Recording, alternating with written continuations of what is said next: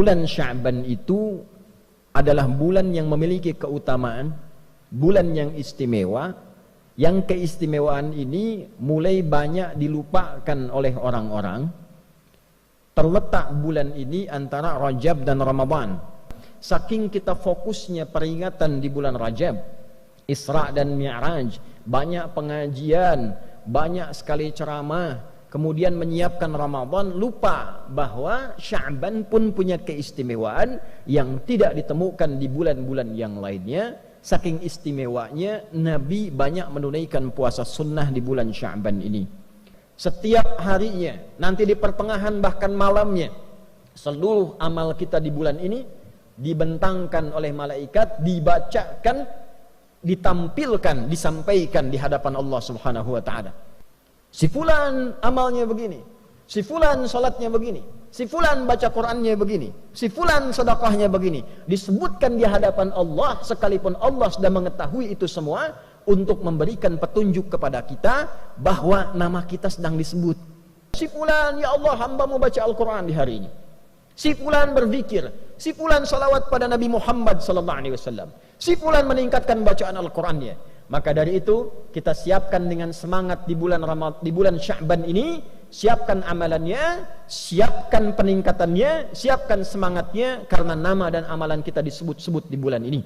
Yang ketiga, Nabi mengajarkan kurikulum persiapan Ramadan di bulan Sya'ban. Dalam kitab Sunan An-Nasa'i, nomor hadis 2357, sanad hadis ini diriwayatkan pada sahabat mulia yang masih junior, masih muda, kurang lebih 5 tahun di atas sahabat Ibnu Abbas radhiyallahu taala anhuma, yang saat Nabi SAW wafat, beliau masih berumur 20 tahun. Ayahnya termasuk yang dikasihi oleh Nabi SAW, bahkan pernah tercatat dalam sejarah menjadi anak angkat yang diadopsi oleh Nabi SAW. Sahabat junior ini bernama Usamah, ayahnya Zaid bin Harithah radhiyallahu taala anhuma. Sahabat Usamah bin Zaid bin Harithah, karena kecintaannya terhadap ilmu, kecintaannya terhadap Nabi SAW, senantiasa melihat kebiasaan Nabi yang disimpulkan oleh beliau, khusus di bulan Sya'ban, Nabi itu senang menunaikan ibadah tertentu. Maka ditanyakanlah kepada Nabi SAW, beliau berkata, "Qultu," aku bertanya, "Ya Rasulullah, wahai Rasulullah, lam araka tasumu syahran minasyuhuri ma tasumu min syahri Sya'ban." Ya Rasulullah, saya tidak melihat kebiasaan Anda, baginda, banyak menunaikan puasa sunnah dalam satu bulan dibandingkan bulan-bulan lain, kecuali saya lihat Anda banyak menunaikannya di bulan Sya'ban. Jadi Nabi SAW di luar bulan Ramadan, yang diperintahkan kita menunaikan ibadah puasa wajib sebulan penuh, di luar Ramadan Nabi juga menunaikan puasa sunnah. Di antara sekian bulan, 11 bulan selain Ramadan, Nabi diamati oleh sahabat yang kecil, yang junior ini, banyak menunaikan puasa sunnahnya di bulan Sya'ban. Maka ditanyakanlah kepada beliau SAW, mengapa Nabi banyak menunaikan puasa di bulan Sya'ban? Dalam syarahnya, apakah ada keutamaan di bulan Sya'ban ini, sehingga dengan itu Nabi SAW banyak menunaikan puasa di bulan ini? Maka Nabi SAW kemudian menjawab, qala Rasulullah SAW, dzalika syahrun yaghfulun nasu anhu baina Rajab wa Ramadan. Duhai Usamah bin Zaid bin Harithah, bulan Sya'ban itu adalah bulan yang memiliki keutamaan, bulan yang istimewa, yang keistimewaan ini mulai banyak dilupakan oleh orang-orang. Terletak bulan ini antara Rajab dan Ramadan. Dalam syarah hadis ini diantaranya disebutkan, diantara makna Nabi menyebutkan Rajab dan Ramadan untuk memberikan kesan bahwa banyak orang Islam itu memberikan perhatian yang luas pada bulan Rajab, memperingati Isra dan Mi'raj, menggali lagi keutamaannya, belajar tentang keutamaan perjalanan Nabi SAW dari Isra kemudian Mi'raj, dituntaskan dengan hikmahnya. Kemudian setelah itu menyiapkan Ramadan sehingga lupa dengan keutamaan Sya'ban yang letaknya ada di tengah-tengah Rajab dan Ramadan. Orang-orang pada masa itu sudah mengetahui bulan Sya'ban itu letaknya antara Rajab dan Ramadan. Tapi Nabi menyebutkan posisi ini dan disebutkan Rajab dan Ramadannya ingin memberikan kesan kepada umat Islam, umatnya Nabi Muhammad SAW, saking kita fokusnya peringatan di bulan Rajab, Isra dan Mi'raj, banyak pengajian, banyak sekali ceramah, kemudian menyiapkan Ramadan, lupa bahwa Sya'ban pun punya keistimewaan yang tidak ditemukan di bulan-bulan yang lainnya. Saking istimewanya Nabi banyak menunaikan puasa sunnah di bulan Sya'ban ini. Maka apa keistimewaannya Rasulullah? Wa huwa syahrun turfa'u fihi al-a'malu ila rabbil alamin wa uhibbu an yurfa'a 'amali wa ana sha'imun. Di bulan Sya'ban itu adalah bulan istimewa, waktu saat amalan-amalan kita ditampakkan di hadapan Allah Subhanahu wa ta'ala. Tentu Allah itu sebelum ditampakkan pun sudah mengetahui sifatnya maha. Sebelum dilakukan, sedang dilakukan, setelah dilakukan, Allah maha mengetahui seluruhnya. Tapi disebutkan kalimat-kalimat seperti ini, itu ada maknanya, ada syarahnya. Kalau kita mengaji di ilmu hadis, disebutkan kalimat-kalimat semacam ini untuk menunjukkan bahwa waktu itu begitu istimewa, keadaan itu begitu istimewa. Saking istimewanya amal-amal kita itu disebutkan walaupun sudah diketahui. Misal kita ingin berikan gambaran, menteri-menteri dalam kabinet misalnya bekerja, dia melakukan riset, analisa, penelitian, misalnya di bidang ketahanan pangan, menyiapkan ketahanan pangan terbaik, padinya, untuk ternaknya dan sebagainya. Nah, presiden sudah melakukan riset terlebih dahulu. Sebelum menterinya bekerja, presiden menugaskan orang-orang tertentu, coba pelajari di lapangan bagaimana. Jangan sampai nanti menterinya presentasi ternyata tidak sesuai dengan data di lapangan. Maka ketika menterinya presentasi di hadapan presiden, kemudian disebutkanlah hasilnya sesuai, hasilnya bagus.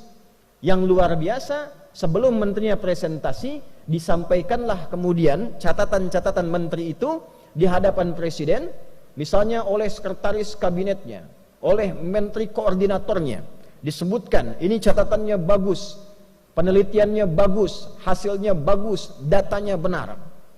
Tentu ketika disebutkan prestasi-prestasi yang baik ini, bukankah perasaan menterinya nyaman? Bukankah menterinya akan senang? Bukankah menterinya akan bahagia?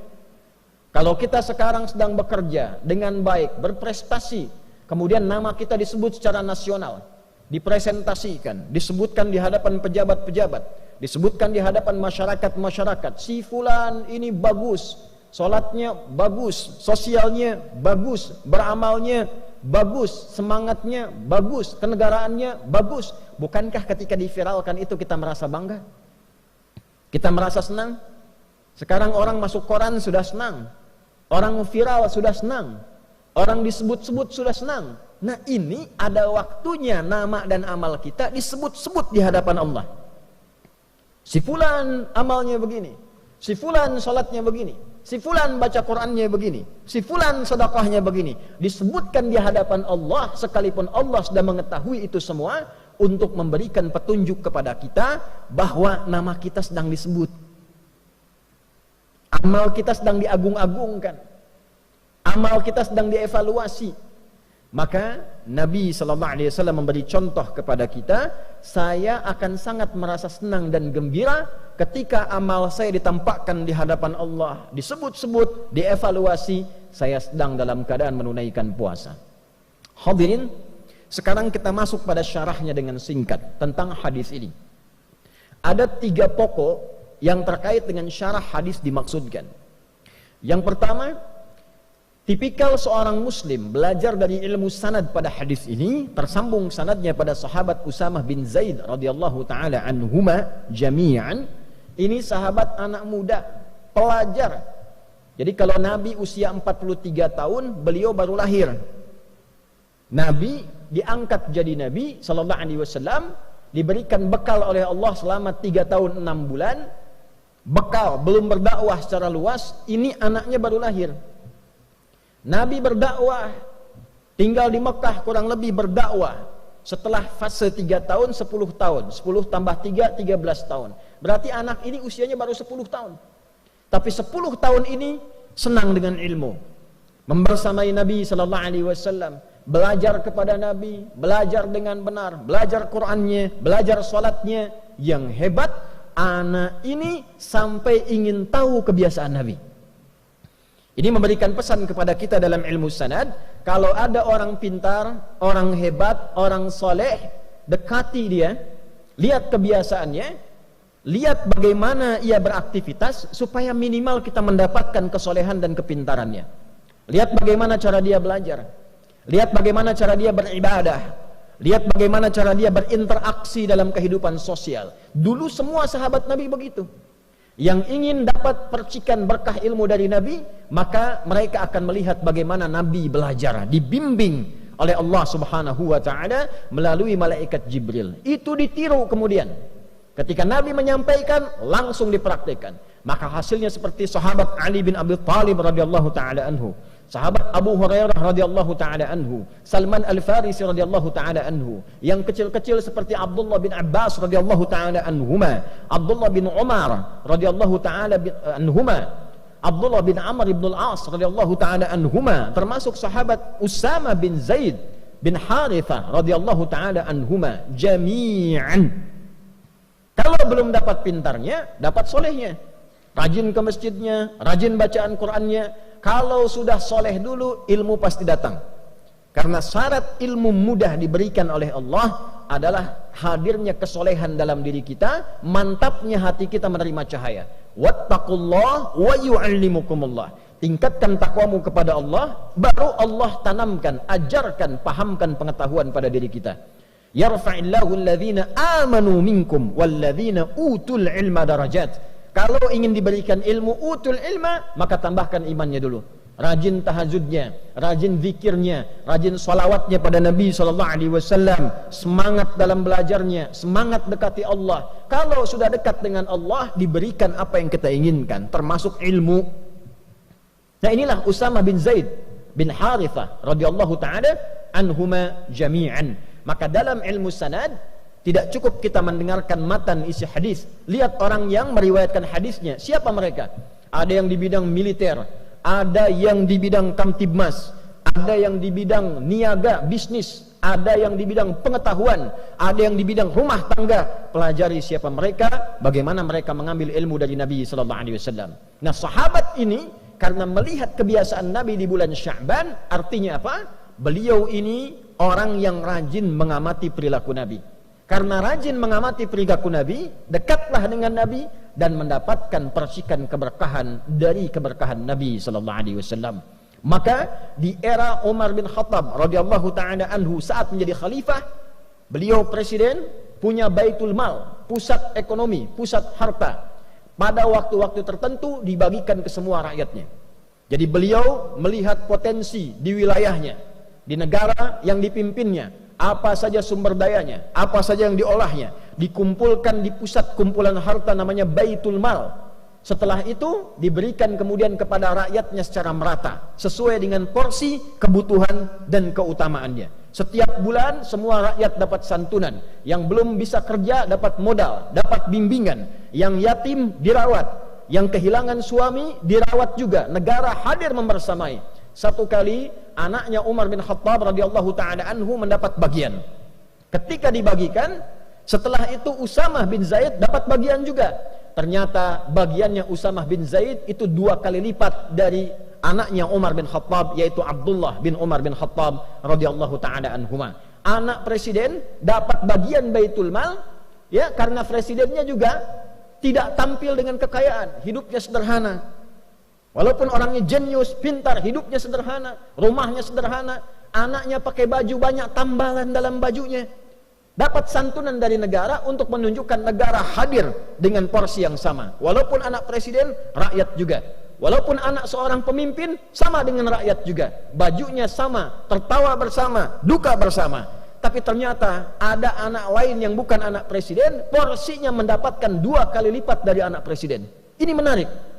Maka anaknya bertanya kepada bapaknya yang presiden, "Wahai ayahanda, kenapa Usama mendapatkan bagian lebih daripada saya 2 kali lipat?" Maka kata Umar bin Khattab radhiyallahu ta'ala anhu, karena Usama bin Zaid itu lebih dekat hubungannya dengan Nabi, lebih dicintai oleh Nabi. Artinya apa? Nabi lebih mengetahui keadaan Usama dibandingkan dengan anaknya Umar. Porsi kebutuhannya, kehidupannya bagaimana, lebih dicintai oleh Nabi. Dan bapaknya Usama lebih dekat kepada Nabi dan lebih dicintai oleh Nabi dari bapakmu. Bayangkan, Umar bin Khattab, seorang pemimpin, beliau jadi presiden di era itu, mengatakan pada anaknya, bapaknya Usama lebih dicintai dan dekat dengan Nabi. Usamahnya lebih dicintai dan dekat dengan Nabi dibandingkan dengan engkau dan dibandingkan dengan bapakmu. Artinya apa? Persahabatan begitu erat, persahabatan begitu mulia. Usama sudah tidak ada bapaknya, diperhatikan oleh Umar melebihi anaknya sendiri karena ia punya beban kehidupan di atas beban anaknya. Itulah ilmu sanad. Jadi intinya, kalau kita memperhatikan dengan baik, belajar dengan baik, ikut orang soleh dan pintar, maka kita akan dapatkan keberkahannya. Yang kedua, hadirin dengan cepat, di dalam hadis ini juga menyampaikan keutamaan bulan Sya'ban. Sekarang kita masih di tanggal 8. Kurang lebih ada 2 pekan lebih, masih ada 12 atau bahkan 21 hari ke depan. 21 hari masih ada keutamaannya. Setiap harinya, nanti di pertengahan bahkan malamnya, seluruh amal kita di bulan ini dibentangkan oleh malaikat, dibacakan, ditampilkan, disampaikan di hadapan Allah Subhanahu wa taala. Jadi malaikat membacakan, si fulan, ya Allah, hambamu baca Al-Quran di hari ini. Si fulan berzikir, si fulan salawat pada Nabi Muhammad sallallahu alaihi wasallam. Si fulan meningkatkan bacaan Al-Qurannya. Maka dari itu kita siapkan dengan semangat di bulan Sya'ban ini, siapkan amalannya, siapkan peningkatannya, siapkan semangatnya, karena nama dan amalan kita disebut-sebut di bulan ini. Yang ketiga, Nabi mengajarkan kurikulum persiapan Ramadan di bulan Sya'ban. Ayat puasa turunnya bukan di bulan Ramadan. Ayat puasa turun di bulan Sya'ban di tahun kedua Hijrah. Ulama kemudian menyimpulkan mengapa turun di bulan Sya'ban, sebagai persiapan bagi umat Nabi Muhammad sebelum masuk ke bulan Ramadan yang lebih istimewa daripada bulan Sya'ban. Karena Ramadan istimewa. Ramadan siang malamnya ada ampunan, siang malamnya ada rahmat, siang malamnya disebut-sebut kita, siang malamnya diberi peluang dibebaskan dari neraka. Lebih istimewa dari Sya'ban. Karena itulah Sya'ban kita berlatih menyiapkan diri untuk sampai ke bulan Ramadan. Apa latihan terbaiknya? Menunaikan puasa. Supaya saat Ramadan tidak kaget puasa sebulan penuh. Maka kita perbanyak puasa di bulan Sya'ban ini. Yang sudah Senin dan Kamis, Senin puasa, Selasa istirahat, Rabu puasa lagi, Kamis puasa, Jumat istirahat, Sabtu bisa istirahat, Ahad bisa istirahat. Perbanyak, yang penting perbanyak. Senin puasa lagi. Yang sudah terbiasa nanti Ayyamul Bid, Senin Kamis tambah puasa Daud, Senin puasa, Selasa istirahat, Rabu puasa, Kamis istirahat, Jumat puasa, demikian sebelum sampai ke bulan Ramadan. Kalau sudah begitu, fisik kita terbiasa, masuk Ramadan siap sebulan penuh, kita sudah terbiasa beramal, siapkan kurikulum dari sekarang. Berapa banyak yang akan dibaca di bulan Ramadan, berapa kali khatam, berapa banyak infak, berapa banyak kita sholawat, siapkan dari sekarang supaya Ramadan kita sudah tangguh menghadapi bulan-bulan, hari-hari, waktu-waktu, malam-malam yang penuh dengan keistimewaan di sisi Allah Subhanahu wa taala. Itulah keutamaan bulan Sya'ban. Semoga kita dilindungi, diberikan hidayah, diberikan taufik oleh Allah Subhanahu wa taala untuk mau meningkatkan amal di bulan Sya'ban ini. Insyaallah pekan depan masuk insyaallah ke nisfu Sya'ban.